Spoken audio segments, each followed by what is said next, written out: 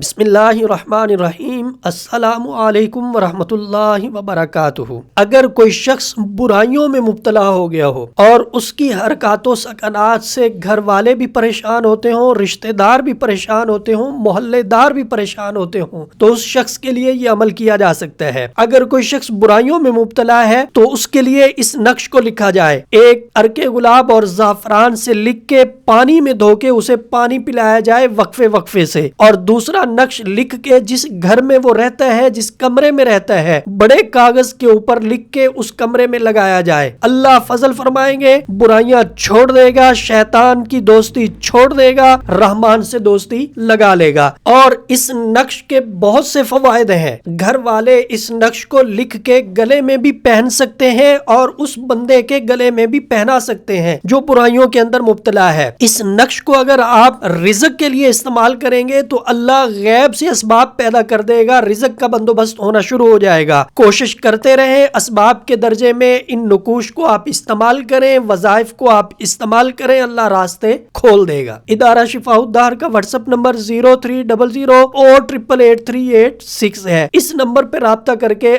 آپ ہم سے رہنمائی حاصل کر سکتے ہیں۔